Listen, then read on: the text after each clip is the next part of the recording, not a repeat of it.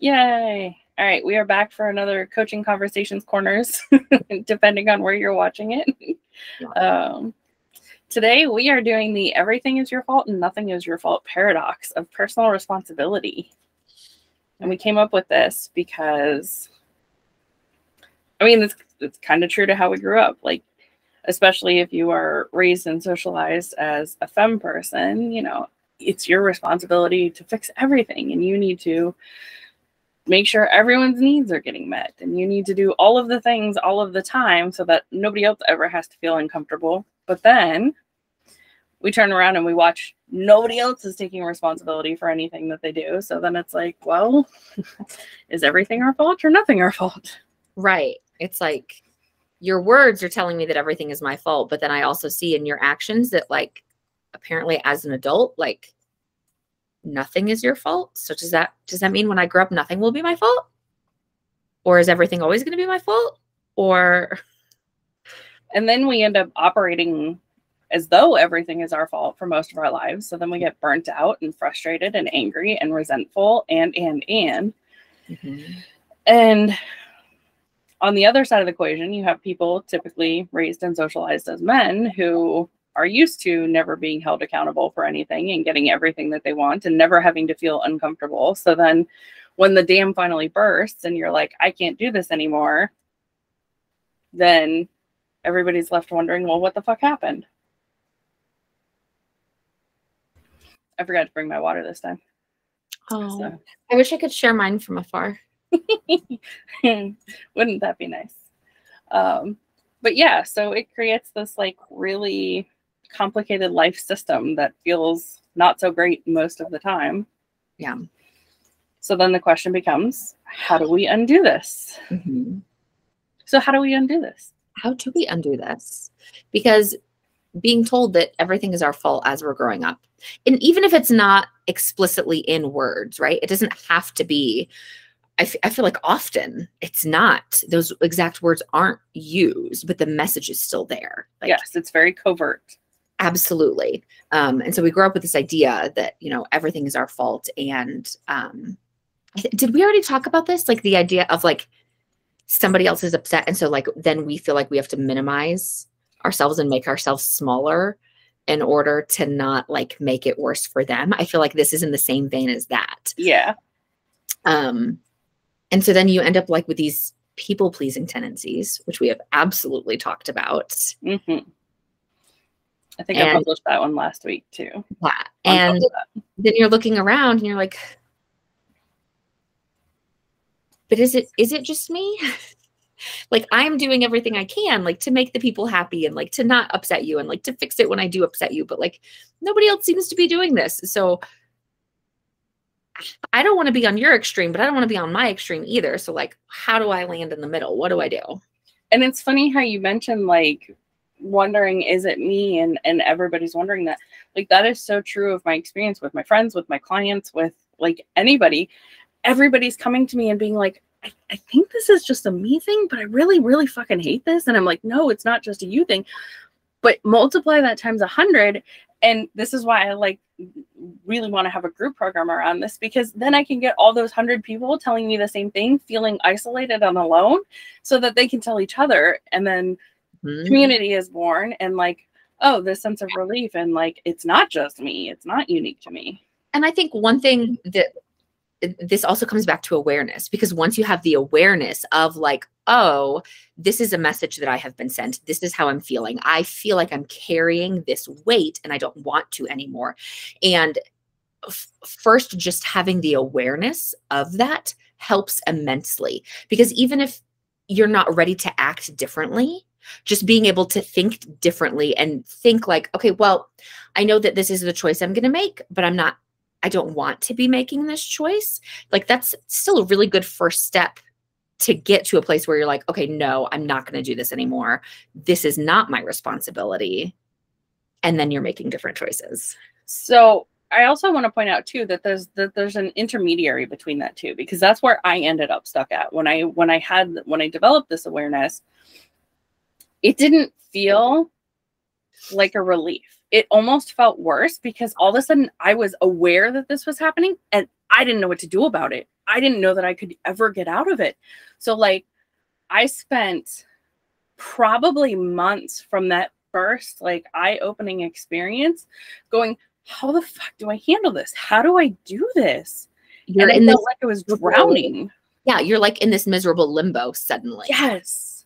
I feel like the awareness is necessary though. Yes.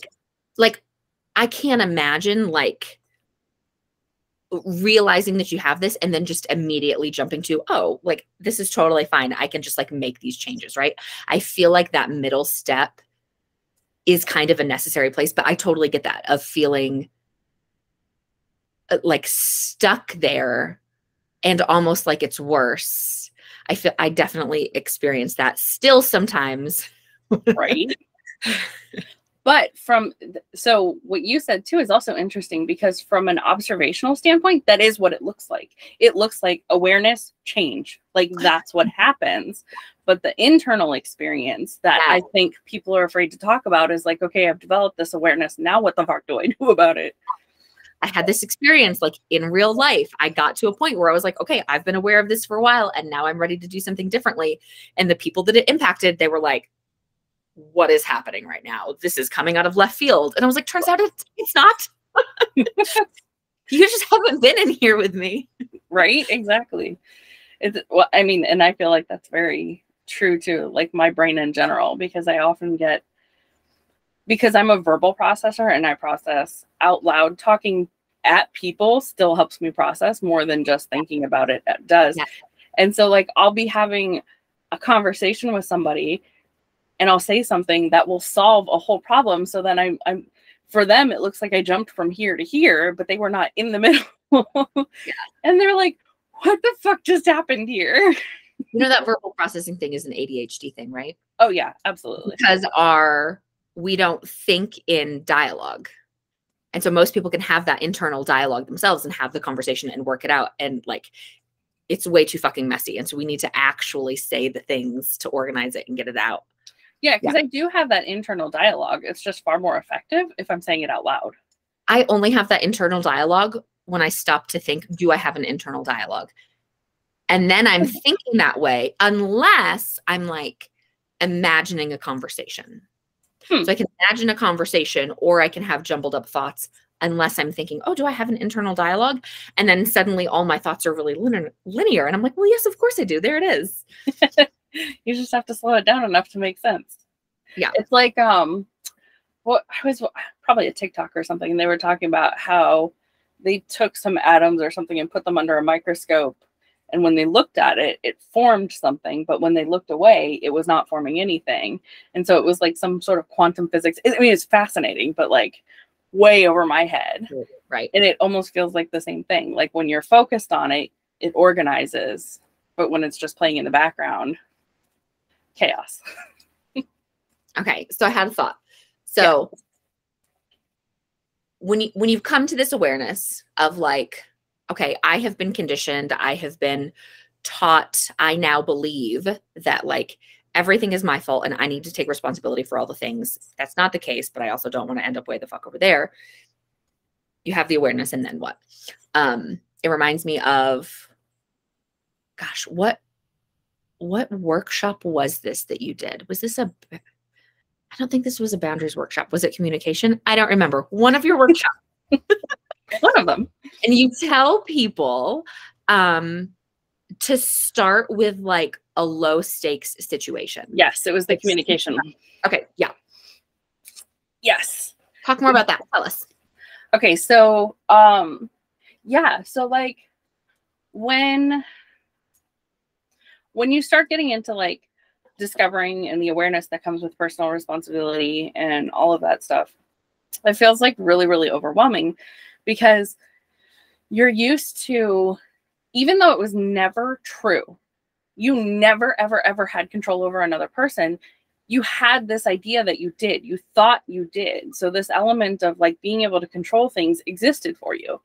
Because people don't want to take personal responsibility for their own feelings. And so they will tell you, I'm mad. You made me mad. Yes. And so you have to fix things and you have control over things.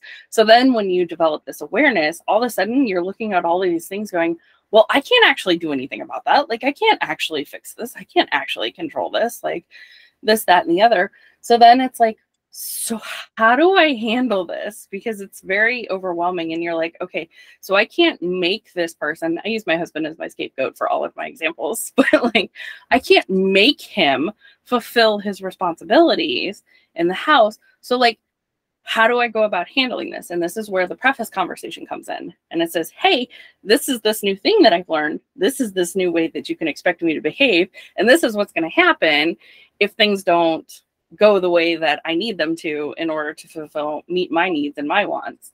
So we have the preface conversation, and then we start with like low stakes things like, you know, so we used to do laundry as a family, like everything got lumped into one.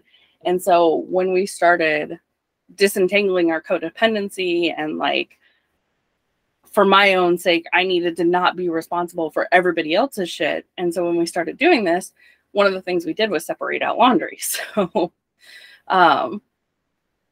one of the things I said was, I really need you to like get your clothes in the hamper. Like, it's this trope, it's this stereotype, it exists for a reason, that they're always just short of the hamper. And I'm like, stop. I need you to stop leaving your clothes everywhere. And so like, but I can't force him to do that, right? Like, at what point, what happens? So what I then need to do is I need to decide at what point do I need to do something for my own health, for my own mental health, to handle this, to take care of this, whether that's picking his clothes up or whatever. And then what's the outcome for him if I have to step in and do this thing because he refuses not to? Then what happens? And so laundry is a low risk place to start for this practice thing. But the hard part was the follow through of like, okay, I'm really frustrated with you because you didn't pick up your laundry and now I have to. I'm not available to spend time with you now because I use that time doing something else. So now I'm using this time, instead of spending time with you, handling something else that I would have had time to handle before. And so like, do I actually have anything that I have to do that's pressing? No, but it gives me that opportunity to set that boundary and take that space and make use of it for myself. And it also demonstrates that, yes, there's now, you know, consequences involved for not taking up with your part of the deal. Yeah. I don't know if that actually answered your question. I think maybe. Yeah. So like, that's a good low stakes thing. So what does that conversation look like though? I'm curious specifically about the verbiage, and I can tell you why after. So for the preface conversation itself, or like, so for like actually trying to get the responsibility handled? Maybe a little bit of both, because like, so it's somebody who's like, okay, I have this awareness now. And like, so like, what's my first step? How do I, it's not putting clothes in the hamper. Mm-hmm. It's not my fault that like all of this, you know, whatever the things. Yeah. So, and the laundry thing actually extended out further, but that was like a starting point. So like at the end of the day, the big issue was he didn't have the clothes that he needed for work or whatever activity. And somehow it was my fault. It was my responsibility because laundry was my chore because of gender norms and all of that stuff. Right. But to get started, we just focused on the hamper. And so one of the things too is that, quick sidebar, is that the more somebody is taking care of their responsibilities, the more willing I am to step in and help. So that's part of where that comes in too, is like, if I opt to wash your clothes for you, I'm only washing what's in the hamper. I'm not going to go grab everything all around the house just to take care of this, just to help you out. So the conversation with my husband looks more like, okay, hey, I've come to realize this thing. A lot of our conversations go back to, this is what I was conditioned. This is what was expected of me. This is, you know, social norm, gender norm type stuff that I want to undo. And I no longer want to operate this way. It doesn't feel good for me. I don't like it. I don't enjoy it. It's not working, that sort of thing. So going forward, this is what I would like to see from you.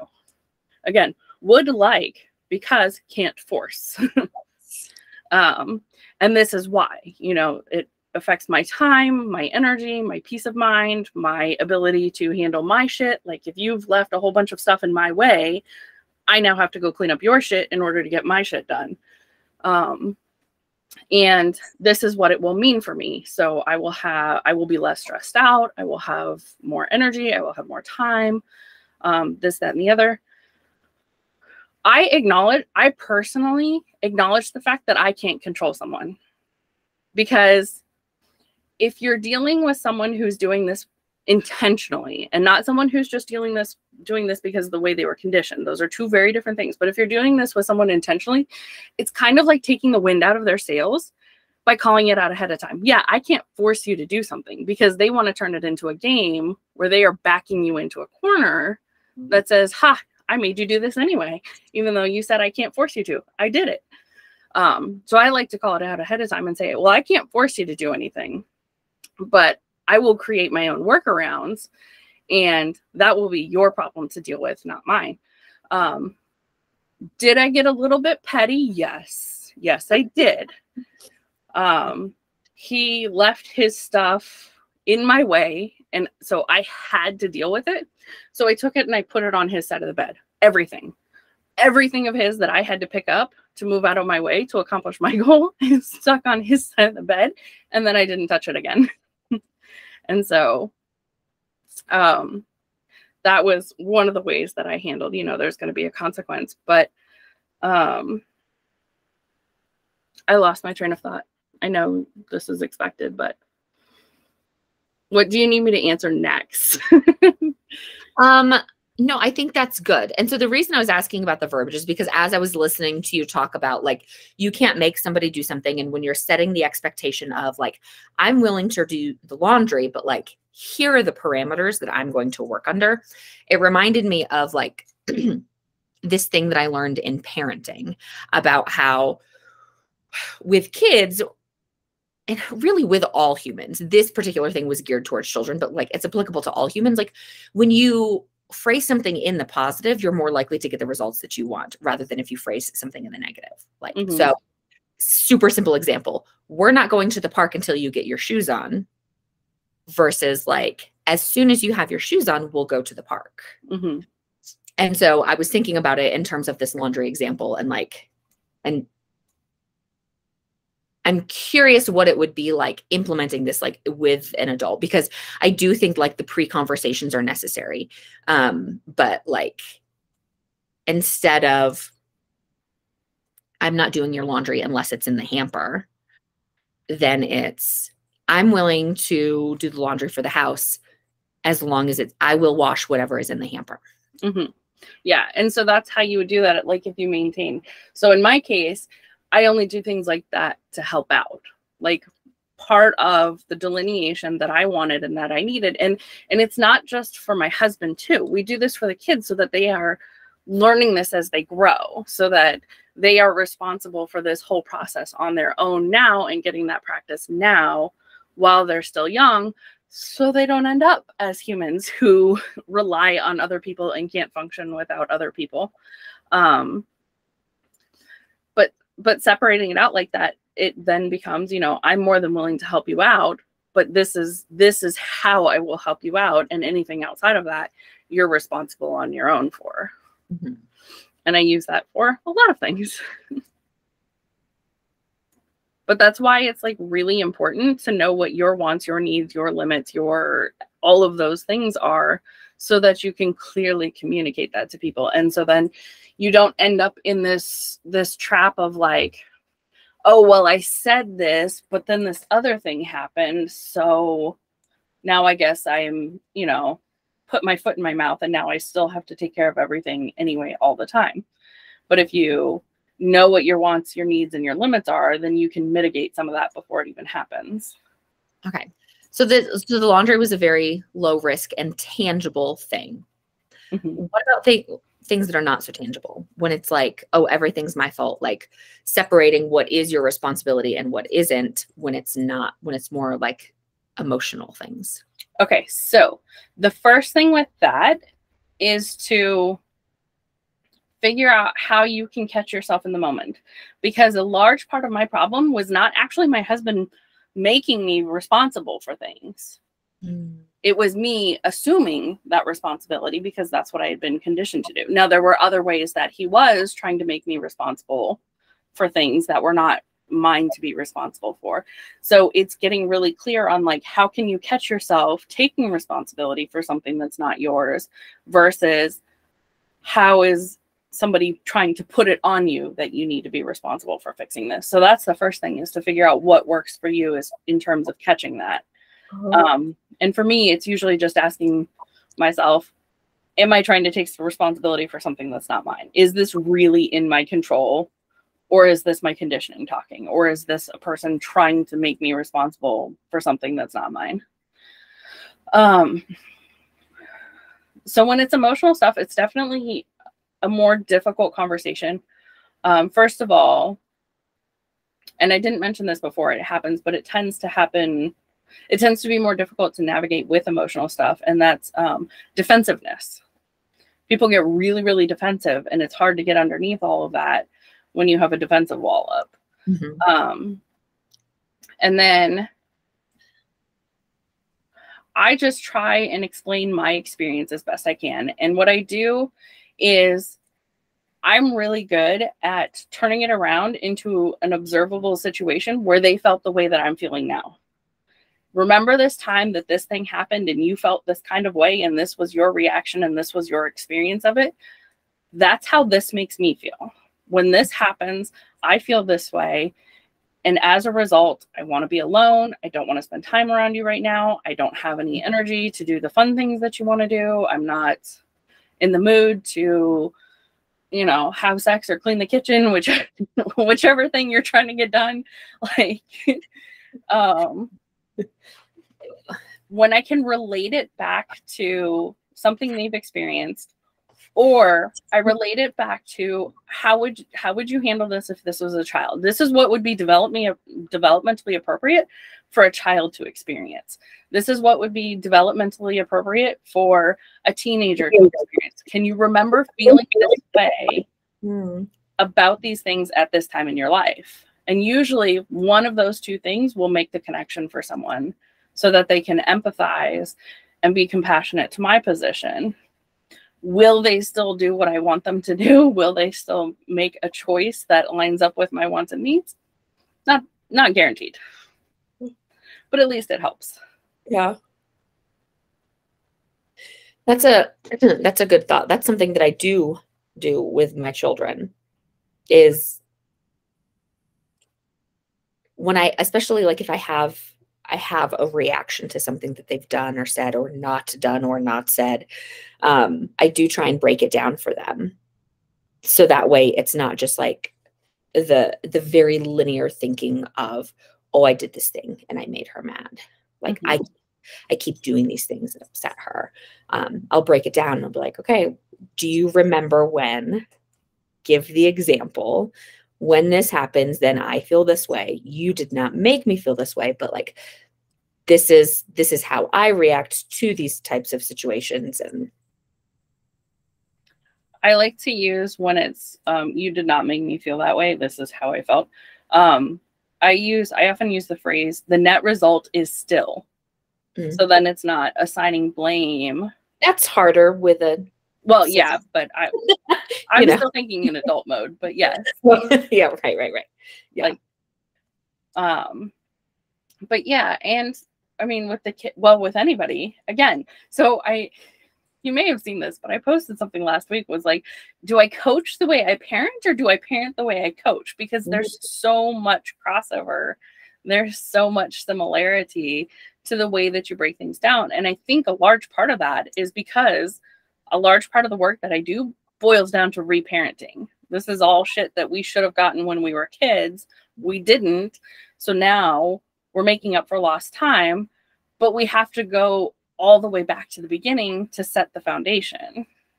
That's such a fun question to think about. Like, am I a good parent because like deep down I'm a coach and I was meant to be a coach? Or am I a good coach because deep down I was meant to be a parent and I'm a good parent?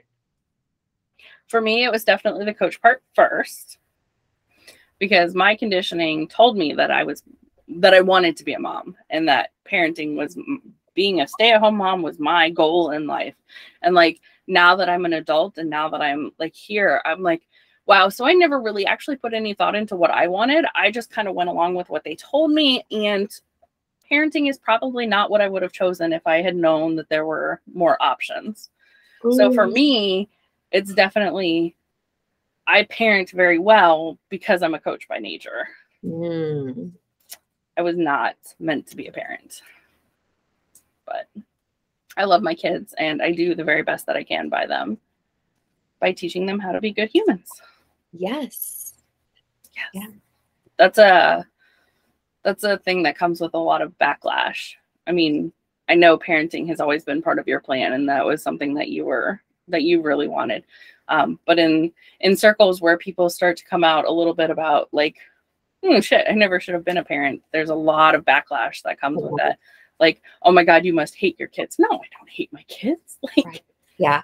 I read an article possibly close to a decade ago. This woman wrote, and her kids were adults at this point, and she was like, if I were to go back and do it over, I would not be a parent. And that is not to say that like I don't love my children or anything like that. And like I absolutely wouldn't like wish for them to not exist. But also when she and her husband, she didn't really want kids, but it wasn't a strong enough no for her. And so they went into it knowing that she wasn't like a full fuck yes. And it was really interesting to read, because I mean, I imagine there's a lot more people out there that find themselves as parents and they're like, oh, turns out maybe not the best path for me, but here we are. But it's not okay to talk about.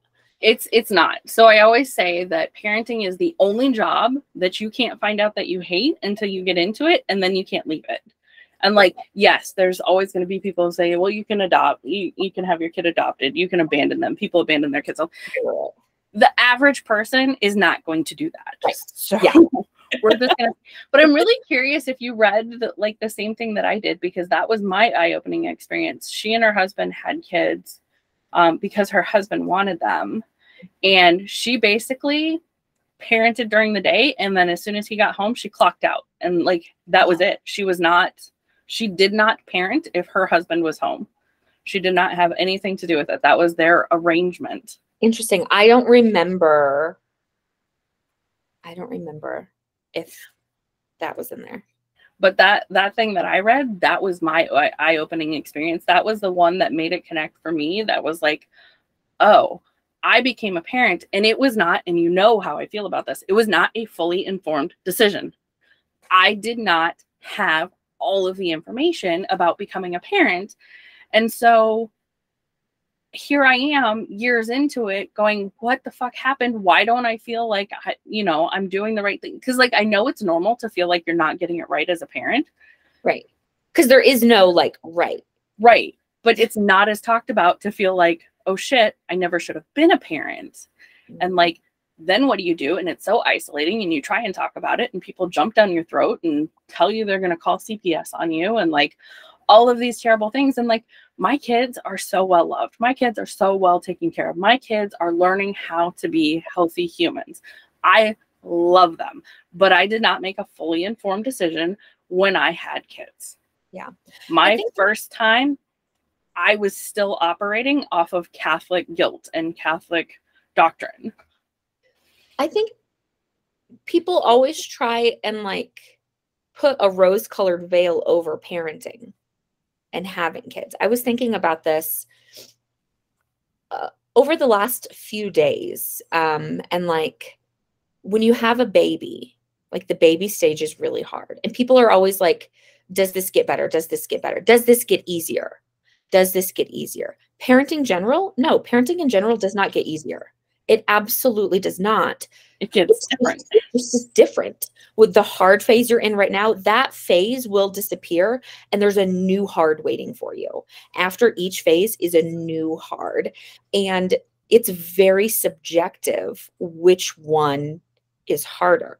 Mm-hmm. You know? Like in it now, I'm like, gosh, that was more physically demanding, like when they're babies and toddlers and like they physically need you in order to survive, and like it fucks with like your well-being and your sleep and taking care of yourself, right? Like that's really hard. And then once they're older and they're a little bit more independent, then like their emotional needs that shit's hard. And like how do I like constantly having to like keep yourself in check of like, my goal is to raise good humans, and like kids learn so much not by what you say but by what you do. So it's not just the things that you're telling them, but you have to be modeling that all the time. And so like to keep yourself in check, yes, and like to have the emotional bandwidth and like to like the sensory overload. yes. Like you have sensory issues at all, and like, and you have children, and like they're not doing anything wrong. They're not being bad. They're just being children, but you already have your own shit going on and you're overwhelmed or stressed or whatever these things are, and you still have to show up for them. Mm-hmm. Yep. It's funny because I literally, like, I remember this moment clear as day. One of the adults from my church was telling me that having kids was the greatest fucking thing in the world. And she literally told me verbatim that kids are great. They maybe have a short temper tantrum once in a while. That's it. Very rare, very short, doesn't last long. You got lucky. No. So what it is cognitive dissonance. Because now that I'm looking back, she was constantly stressed out by her kids, constantly yelling at them, constantly yanking them around, constantly exasperated by them. And I'm like, where is this cognitive dissonance? How did that happen? And like, how did I not see that at the time? Yeah. But it blows my mind now looking back. Like, how could I not see that the words and the actions were not matching up? Yeah. Like, but that's why, part of why I say I was sold a false bill of goods when it came to parenting. And then also, in general, our generation was not parented the way that we should have been parented. So even what we experienced, even what we witnessed, was not what parenting is supposed to be like. Right. It was so hands off. Is like, I think about like the way we're parenting and the way we were parented, and then even the way they were parented, and like you just keep going back, and it just is like, in general, worse and worse and worse the farther you go back. And so I'm like, I feel like we got it now, but like, what are our kids going to think when they're parenting? Like, what are we still like, just kind of what is our generation kind of as a whole still missing that they're going to pick up on? And we're going to be like, we did the best we could. Yeah. Yes. But I mean, I feel like, and this is where humans being dynamic and being able to hold multiple feelings is a good thing, because like, when it comes to the generation that parented us, okay, maybe you did your best, but also, did you actually question whether or not you were doing your best? Like, did you really think about it? But also, your best was not good enough, because look at us. We are traumatized. We are like drowning in trauma and needing to reparent ourselves. And it's so much fucking work. What makes me so sad is they were also traumatized. They don't even know. So many of them just still don't even know.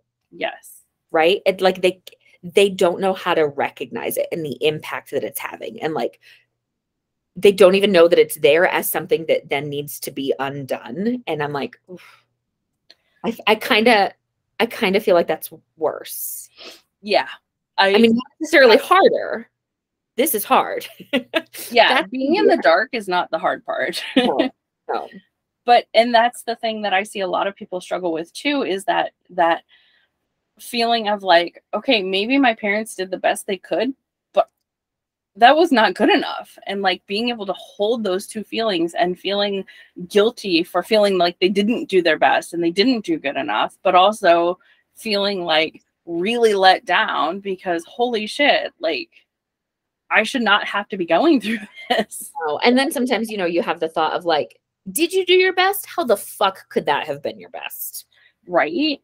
That's what I'm saying. And then when you try and talk to your parents and then it doesn't go well because they make excuses and you're like, no, that's not how accountability and personal responsibility works. Like you need to actually like take the time to listen to what somebody else is saying before you decide they're wrong.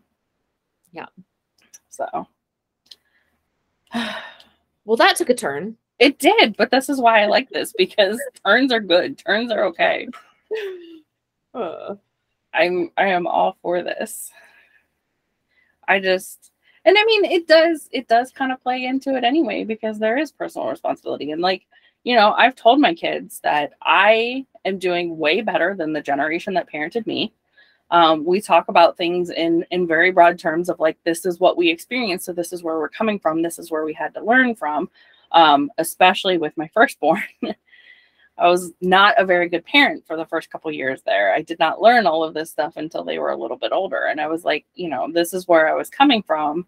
And like, I try really hard to minimize any trauma that I might cause you. I am not perfect though. So we need to like, you need to be able to talk to me and tell me before it becomes a big, big problem that you then have to unwind and deal with later. Speaking of you saying you have to come and talk to me about this, I had a instance last week with my son. We went on vacation and met up with my partner's mom. My kids I had not met her before. They had not met her before. And she was like, oh, you know, they can call me Gigi. And I was like, but they haven't met you yet. That might be a little much. Might be a little much. And so the day before we were going to meet her, I was talking to my son, who is 8. And I was like, you know, this is her name. You know, this is what she likes to be called. And so like, it's up to you. And he was like, oh, okay. And then he was quiet and like playing for 5 solid minutes. It's so fun with kids, like when they're thinking about things and you have no idea that they're thinking about it because they're like playing in whatever way. And so then he comes back to me and he was like, you know, since I just met her, I don't think that I'm comfortable calling her Gigi. Do you think that would be okay? And I was like, yeah, I think that's totally fine. I was like, thank you for telling me that. You know, some kids wouldn't feel comfortable, you know, telling somebody how they feel in a situation like that. And he was like, even their mom? And I was like, yeah, even their mom. Sometimes especially their mom. Yeah. Yep. That's one of the big differences is like we were just do as you're told and like don't argue, don't fight back, don't like it's a lot. And trying to hold people accountable is like its own element of personal responsibility and like recognizing that you're not responsible for everything, and it's a whole thing. So, I don't know. I think we did pretty good for this week. I think we got a lot to work with. So, and it took a turn, and that's totally okay. Take a turn. Alrighty. Well, thank you for talking with me, even while you're on vacation. Oh, let me tell the people. Hi, I'm on vacation. So like I'm in a condo and my partner is on a coaching call right now with his coach in the other room. And so I was like, okay, so he gets to use the table. So I guess I'm going to do this one from the bed. And I'm 30 weeks pregnancy in the surrogacy journey and my carpal tunnel is terrible. So I've got these wrist braces on and you still showed up anyway. And I appreciate it. Well, I'm glad I did. Yes. It was a good talk. It was a really good talk. I liked it. So, all right. Enjoy the rest of your vacation. Bye. Bye.